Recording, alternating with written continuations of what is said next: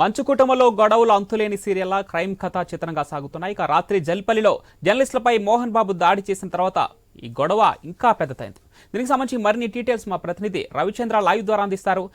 రవిచంద్ర, ఇక జర్నలిస్టుల నిరసనకు మంచు విష్ణు అక్కడికి వెళ్లి వారిని పరామర్శించబోతున్నట్టు తెలుస్తోంది. ఇక దీనికి సంబంధించి పూర్తి డీటెయిల్స్ ఏంటి రవిచంద్ర?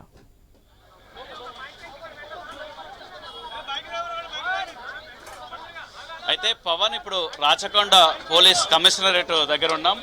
ఇప్పుడే కొద్దిసేపట్లో మంచు మనోజ్ బయటకు వచ్చారు. ఇప్పటికే బయటకు వచ్చారు, చూడొచ్చు. ప్రెస్తో మాట్లాడమని చెప్తున్నారు. అయితే ఆయన ఇటే వస్తున్నారు, చూడొచ్చు. మనకు స్పష్టంగా చూడొచ్చు. ఇక్కడ ఉండండి, ఇక్కడ పెట్టండి.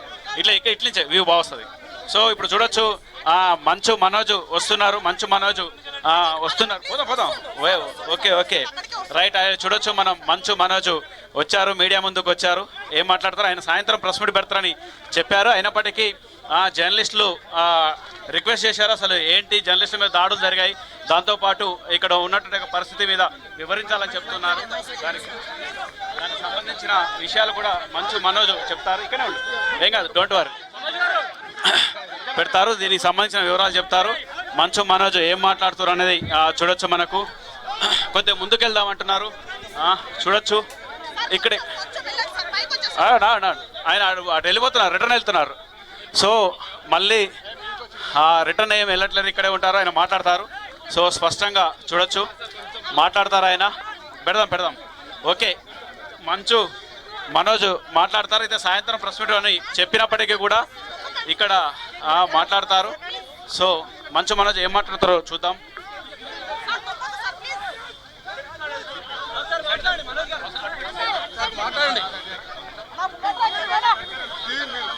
మాట్లాడండి, ఆగండి.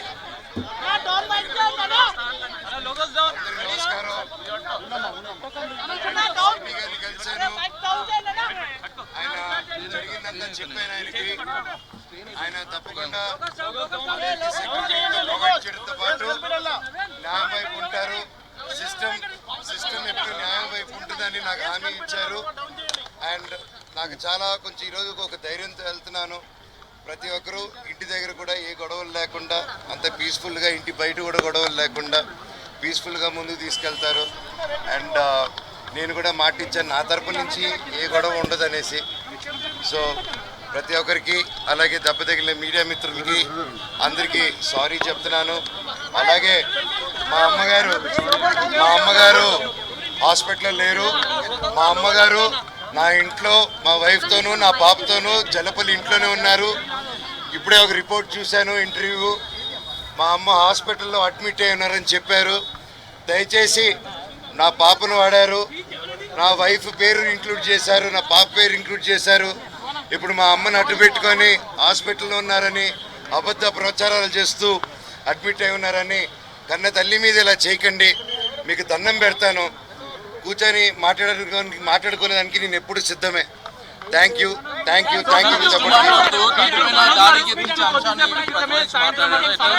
పరిష్కరిస్తామని చెప్పారు. దానిపైన మీరు విష్ణు సాయంత్రం వరకు ఈ సమస్యను పరిష్కరించుకుంటామని చెప్పారు. దానిపైన మీరేమంటారు? అయితే మంచిదే కదండి, అందరికి మంచి జరిగితే మంచిదే కదా. ఊరోళ్ళందరికీ మంచి జరగాలి. తిరుపతిలో ఉన్న వాళ్ళకి పెడతారా ఈరోజు? అవునండి, అంటే ఉంది కదండి. వినయ్ గారు కూడా తిరుపతిలో వినయ్ గారు చేసే విషయాలు కొన్ని నచ్చట్లేదు నాకు. అవన్నీ కొంచెం సమాధానం చెప్పి, తిరుపతి చంద్రగిరి మండలంలో మీకు తెలిసేంత పేద ప్రజల్లో నాన్న అక్కడ ఎందుకు హైదరాబాద్లో, ఆ రోజులోనే హైదరాబాద్లో పెట్టుండొచ్చు. ఆయన ఎందుకు తిరుపతిలో పెట్టాడు, ఆయన ఎందుకు చంద్రగిరిలో పెట్టాడంటే ఆయన సొంతూరు, అక్కడున్న జనాలు అభివృద్ధి చెందాలి, రాయలసీమలో అభివృద్ధి చెందాలనేసి ఆ మైండ్ సెట్ పెట్టి ఎంతో కష్టపడి ఇంత దూరం తీసుకొచ్చారు దాన్ని. ఈరోజు ఎవరో వచ్చేసి దాన్ని ఒక ఎడ్యుకేషనల్ బ్యాక్గ్రౌండ్ ఉందో లేదో కూడా తెలియదు, వచ్చి అలా చేయడం, ఒక పేద ప్రజల్ని ఒక మీట్ అవ్వకుండా చేయడం అంటే నాన్నగారి దగ్గరికి వెళ్ళలేకపోతున్నారు, ఆయన వరకు రీచ్ అవ్వట్లేదు. అది ఆయన తెలియపరచాలన్న నా తపనని ప్రయత్నాన్ని ఆపుతున్నారు. సో అది డెఫినెట్గా ఇవన్నీ డిస్కస్ చేస్తే విద్యా సంస్థల గురించి మీరు పోరాటం చేస్తామని చెప్పి మీరు చెప్తున్నారు, కానీ అంతర్గతంగా ఈ ఆస్తి వివాదాలకు కారణం అని చెప్పి ప్రచారం జరుగుతుంది. అది మీకు కూడా తెలుసండి, మనోజ్ అడగడని.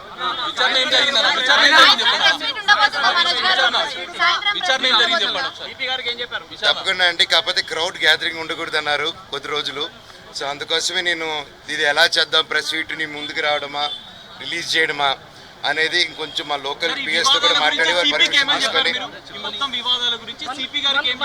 అంటే సిపి గారితో ఏం డిస్కస్ చేసినా డిస్కస్ చేయకూడదండి. నేను అఫీషియల్గా వాళ్ళు చెప్తేనే కరెక్ట్. ₹1,00,000 పూచికత్తు ఏమైనా పెట్టారా? నోటీసులో పేర్కొన్నారు. అర్థం కాలేదు. మీరే తెలియదు.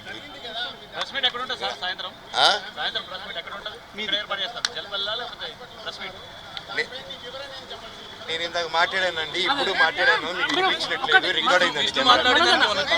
విష్ణు ఆల్రెడీ మాట్లాడారు కదా, తండ్రి పైనకి మనోజ్ వెళ్తున్నాడు, ఇది పద్ధతి కాదన్న అంశాన్ని మాట్లాడారు కదా. సీసీటీవీ ఎక్కడని అడగండి. సీసీ ఫుటేజ్ గురించి ఏమైనా చెప్పారా? లేదు సార్, సిపి గారు పట్టుకుని తీసుకొస్తా అన్నారు. విజయ్ అనే వ్యక్తిని, కిరణ్ అనే వ్యక్తిని ఆల్రెడీ పట్టుకుని ఉన్నారు. ఇప్పుడు విజయ్ అనే వ్యక్తిని కూడా పట్టుకుని వచ్చి ఇంట్రోగేట్ చేస్తా అన్నారు. మొత్తం వివాదానికి విష్ణువే కారణం అంటారా? అంటే కుట్రలు జరుగుతున్నాయని చెప్పి మీరు ఆరోపిస్తున్న నేపథ్యం. మా నాన్న అయితే కాదండి, మా నాన్న దేవుడు. ఆయన ఈ రోజు ఏదైతే చూస్తున్నారు మీరు ఆయన అగ్రెషన్, అది ఆయన కాదు.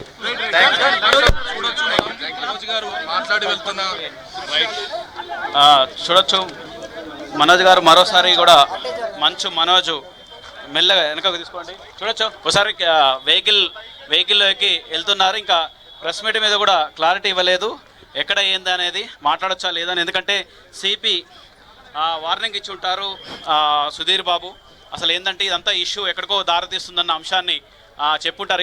ఇక్కడే ఉండు అక్కడ చూడొచ్చు. అయితే ప్రెస్ మీట్లో కూడా ప్రెస్ మీట్ కండక్ట్ చేయొచ్చా లేదన్న అంశాన్ని కూడా సిపి చెప్పి ఉంటారు. మళ్ళీ ఒకసారి మాట్లాడుతున్నారు. Protection, and he said as not to gather crowds, and he said all the local PS and everything, he will give information and make it more stricter and give us additional force to protect everyone and everybody's peace of the society. And he said the system is always there to the righteous way. Thank you, sir. How do you see the attack on TV9 reporter?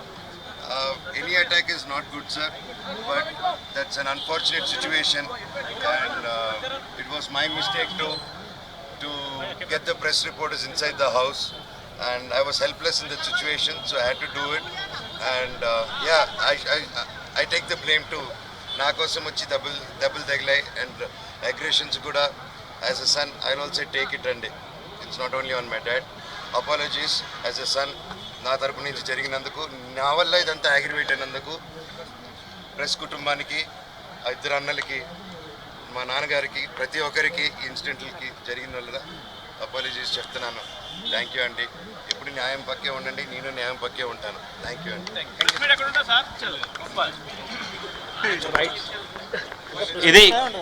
ఇది మంచు మనోజ్ చెప్పేట అంశం. దాంతో ఆయన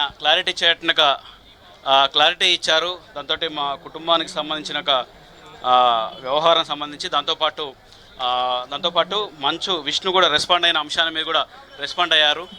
చూడొచ్చు కారులో వెళ్తున్నారు, సింగిల్గానే వచ్చారు. మంచు మనోజ్ సింగిల్గానే వెళ్తున్నారు. అంటే ఆయన భార్యతో కలిసి వస్తుందని స్టార్టింగ్లో అన్నప్పటికీ కూడా అలా రాలేదు. అయితే మరొక అంశం ఏంటంటే మంచు విష్ణు తప్పుడు సమాచారం ఇచ్చారు. ఆయన మంచు మనోజు మరొక అంశం ఏం చెప్పింది ఏంటంటే విష్ణు తప్పుడు సమాచారం ఇచ్చారు. మా అమ్మగారు జల్పల్లి నివాసంలో ఉన్నారు, మా భార్య కూడా జల్పల్లి నివాసంలో ఉంది, కూతురు కూడా జల్పల్లి నివాసంలోనే ఉంది. విష్ణు ఇచ్చిన తప్పుడు సమాచారం, హాస్పిటల్లో అడ్మిట్ అయినట్టు చెప్పడం తప్పుడు సమాచారం. అది ఈ విధంగా కుట్రలు చేస్తూ రకరకాల అభాండారాలు మా మీద వేస్తున్నారు అంటూ చెప్పుకొచ్చారు. దీంతో వినయ్ అనే వ్యక్తి తిరుపతిలో ఉన్నటువంటి ఇన్స్టిట్యూషన్ విషయంలో కావచ్చు, విద్యా సంస్థల విషయంలో ఆయన జోక్యం చేసుకోవటం. అయితే రవిచంద్ర ఇప్పుడు మంచు మనోజ్ అటు సిపితో మాట్లాడినటువంటి ఏదైతే డిస్కషన్ చేశారో ఆ డిస్కషన్ ఆయన వెల్లడించడానికి తిరస్కరించారో, అదేవిధంగా పోలీసులు ఆయన కంప్లైంట్కి సంబంధించి ఆయన వెల్లడించే అవకాశం కనిపిస్తుందా ఈ రోజు ఈవినింగ్ వరకు?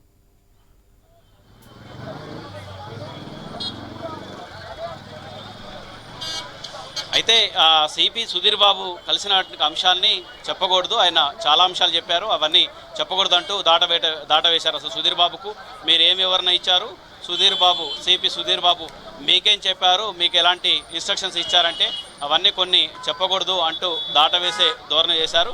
అయితే ఈ ఆదేశం విషయంలో ఎందుకంటే రాచకొండ సిపికి ఆయన అడిషనల్ జ్యుడిషియల్ మెజిస్ట్రేట్ కింద ఆయన ఆ పవర్స్ను ఉపయోగించారు. అడిషనల్ జ్యుడిషియల్ మెజిస్ట్రేట్ అంటే ఇంచుమించు కోర్టు లాగా ఉంటుంది. అంటే ఆయన దీనిపై ఇలాంటి అంటే వీళ్ళు ముగ్గురికి ఆదేశాలు జారీ చేశారు.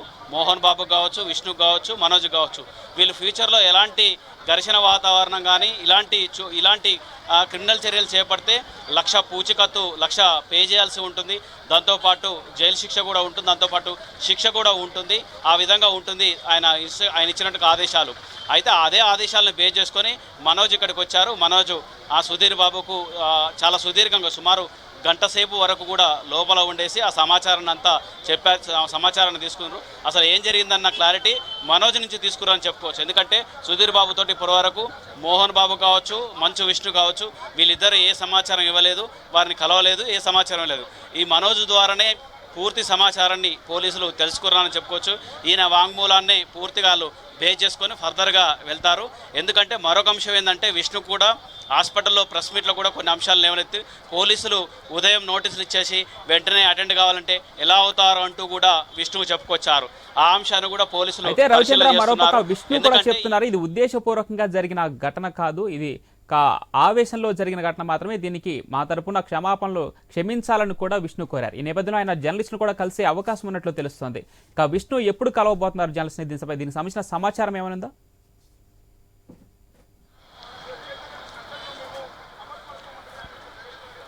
విష్ణు కూడా కొద్దిసేపటి క్రితము పరామర్శించాలన్న ఆలోచన చేస్తున్నారని తెలిసింది. అయితే సోమాజిగూడలో ఉన్నటువంటి హాస్పిటల్లో విష్ణు వెళ్తారు.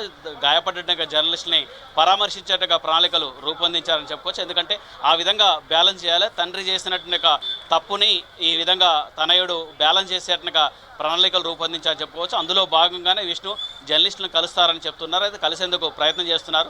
మరి జర్నలిస్టులను కలవనిస్తారా విష్ణుని? ఎందుకంటే విష్ణు తెర వెనుక ఉన్నారు. దీని మోహన్ బాబు వెనకాల విష్ణు ఉన్నారా, విష్ణు వెనకాల మోహన్ బాబు ఉన్నారు? ఎందుకంటే వీళ్ళిద్దరూ ఒకవైపు ఆలోచన చేస్తున్నారు. ఎందుకంటే అగ్రెసివ్గా వచ్చారు జర్నలిస్టుల దగ్గరికి, చాలా ఆవేశంతో వచ్చినట్టుగా మోహన్ బాబు రావటంతో లోగోలు తీసుకొని బాధడంతో జర్నలిస్టులకు తీవ్ర గాయాలైనాయి. దీంతో వాళ్ళు హాస్పిటల్లో ట్రీట్మెంట్ ఏకంగా ఆపరేషన్ వరకు దారితీస్తుంది. ఈ విధంగా 70 ఏళ్ళ పైబడినట్టుగా ఒక వృద్ధుడు సినీ డైలాగు కింగ్ అని చెప్పేట్టుగా మోహన్ బాబు ఏకంగా యాక్షన్లో కూడా ఇలాంటి ఒక విధంగా జర్నలిస్టు ఇక్కడ కొద్దిసేపటి క్రితం కూడా జర్నలిస్టు ఆందోళన కార్యక్రమం చేపట్టారు. ఒక వీధి రౌడీలాగా ప్రవర్తించాడు మోహన్ బాబు అంటూ ఆయన మీద ఖచ్చితంగా చర్యలు తీసుకోవాలని జర్నలిస్టు సంఘాలు కూడా 2 రాష్ట్రాల్లో కూడా ప్రతి చోట అటు తిరుపతి నుంచి ఇటు ఆదిలాబాద్ వరకు అన్ని చోట్ల ఉన్నట్టుగా జర్నలిస్టులు కూడా పెద్ద ఎత్తున ఆందోళన కార్యక్రమాలు చేపడుతున్నారు. ఈ విధంగా ప్రవర్తిస్తే అన్ని తెలిసినట్టుగా, అన్ని అంశాలు తెలుసు, అన్ని విషయాలు తెలిసినట్టుగా మోహన్ బాబే జర్నలిస్టుల పట్ల ఇట్లా ప్రవర్తిస్తే మిగతా వాళ్ళ పరిస్థితి ఏంటి అంటూ కూడా జర్నలిస్టు సంఘాలు ఆందోళన వ్యక్తం చేస్తున్నాయి. కొద్దిసేపటి క్రితం వరకు ధర్నా ఆందోళన కార్యక్రమం కూడా రాచకొండ కమిషనరేట్ ముందల చేపట్టారు.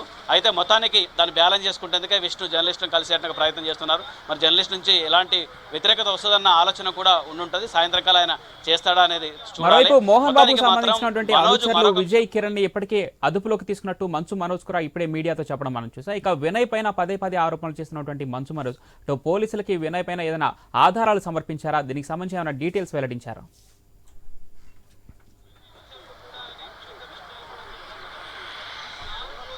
అయితే వినయ్కి సంబంధించిన రిపోర్టే లోపల చెప్పారు మనోజ్ అనేది తెలుస్తుంది. ఎందుకంటే వినయే కీలకమైన వ్యక్తి. ఎందుకంటే విద్యా సంస్థలకు సంబంధించిన పూర్తి వివరాలు వినయ్కి తెలుస్తాయి. మా కుటుంబ వ్యవహారాల్లో జోక్యం చేసుకున్నట్టుగా వ్యక్తి వినయ్.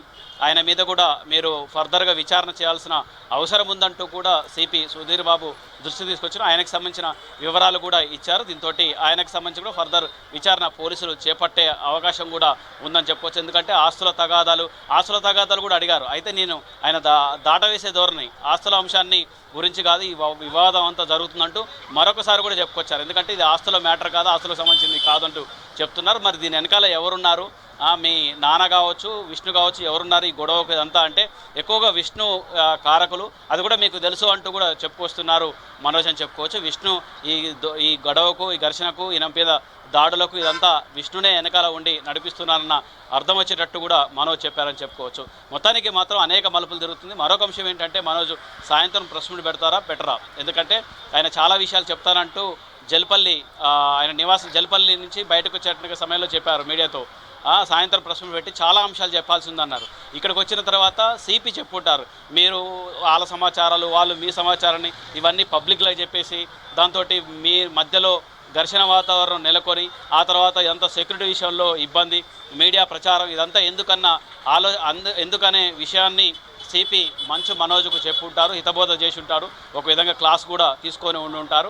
ఆ ఉద్దేశంతో ఆయన దాటవేశారు. సాయంత్రం ప్రెస్ మీట్ పెడతారా లేదన్న సందిగ్ధం కూడా పదే పదే అడిగినప్పటికీ దాన్ని దాటవేశారు. ఆలోచించి చెప్తాను, సాయంత్రం ఉంటుందా అనే అంశాన్ని కూడా చెప్తున్నారు. అయితే మొత్తానికి మరోసారి మనోజ్ బయటకి విషయాలు చెప్తారా లేదా అనేది కూడా చూడాలి. మొత్తానికి సుదీర్ఘంగా మొత్తానికి అలా ఫ్యామిలీలో ఏం జరుగుతుందన్న అంశాన్ని కూలంకుషంగా సుధీర్ బాబుకు చెప్పి బయటకు వచ్చినట్లయితే స్పష్టంగా అర్థమవుతుంది. ఆయన నుంచి ఇన్పుట్స్ తీసుకున్నారు సుధీర్ బాబు కూడా ఇలాంటి కంటిన్యూ కాకుండా ఫర్దర్గా మళ్ళీ ఘర్షణ వాతావరణం వచ్చే విధంగా మీరు ప్రవర్తించకుండా ఉండండి అని చెప్పినట్లు దీన్ని బట్టి స్పష్టంగా అర్థమవుతుందని చెప్పుకోవచ్చు. Right Ravichandra, thank you.